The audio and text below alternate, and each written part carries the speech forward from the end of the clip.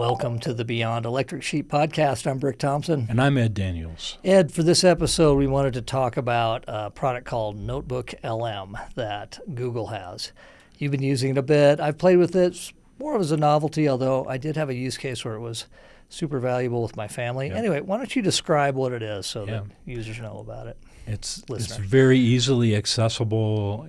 I think it's notebooklm.google.com in order to access it. And it basically creates a notebook that's the sort of paradigm or that it describes. But the tool is cool because basically you can upload one or multiple documents to this notebook, and then you can use it to generate actual podcast dialogue between two synthetic characters that go back and forth and talk about the document or documents that you uploaded. I mean, it also, and I think probably when they originally created it, it gives you summaries of the documents and talking points and allows you to interrogate the document with text. But the really cool thing is creating the podcast, and it has to be tried. If you have any interest whatsoever in AI, you got to play with it just because it's so cool. And I think it's free. I think so. I have a premium version of Google, but I think it is free. I think maybe not. It might be the $20 a month, but in any case, you go to that website, notebooklm.google.com. You can upload up to 50 documents, I believe. And then they'll show up in a little sidebar, and you can put check marks for the ones you want to be in context for your current discussion. Right. If you tell it to create the podcast, it takes a few minutes, but all of a sudden it sounds like a regular. I mean, it's kind of mind-blowing. It sounds like a regular podcast.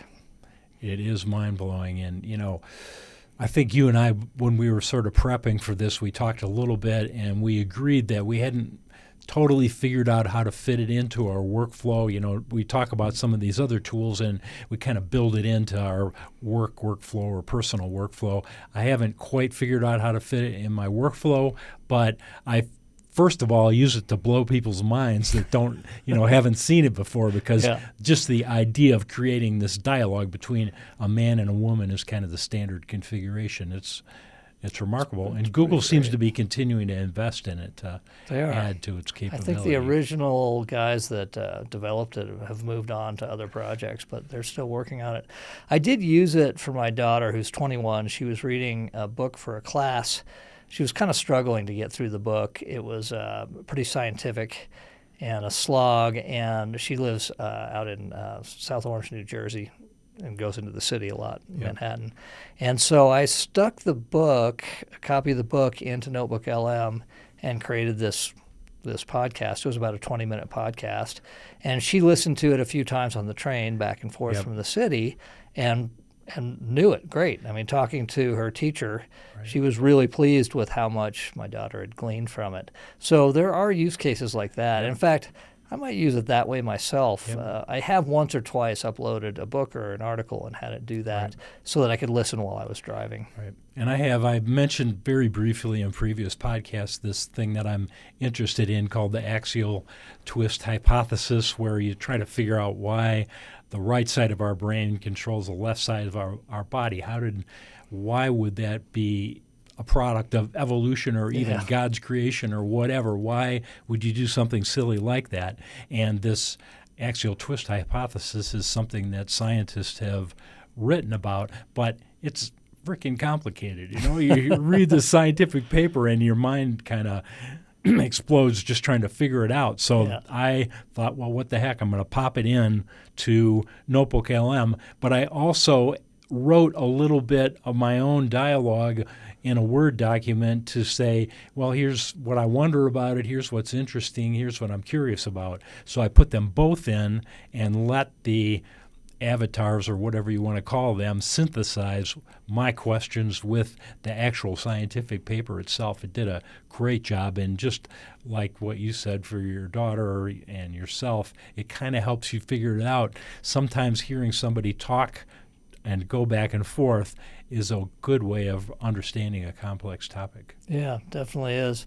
You were saying they have a new feature where you can actually interrupt it as it's talking? Yeah. So as I mentioned, I try to, impress people with my AI tricks and things. And so recently I had a friend of mine was in town from the East Coast, and I was just showing him some different AI tools, and I uploaded a complicated document. I forgot what it was about exactly for him, and I generated this podcast, and then I used the new interrupt button that they put in. And so these characters, completely synthetic. I mean, you don't see them, though. It's just voice. They're just talking. I have something to say about that, though. I'll come back to it. And you can interrupt, and so you push the interrupt button, and the character says, "Oh, hey, listener has a question." And then I said, can you explain this and that to me, please? I don't really understand it.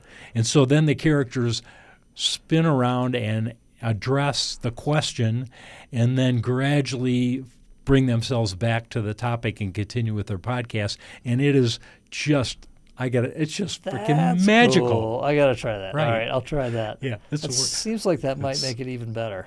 Do you talk to it when you interrupt? Yes. Or do you type? No, talk. Push the button and talk. Yeah. Okay. It is. It is just amazing. I love that. I got to tell you. So I did watch a YouTube video of a guy that took NotebookLM and ran it through a video character generating program and actually generated a male and female character that went along with the voice. And I meant to go back and see what tools he was using to do that, but very cool. That's pretty cool. It's funny, though. You mentioned YouTube. I watch a lot of YouTube. And every now and then I'll click on a YouTube video and I'll hear their voices.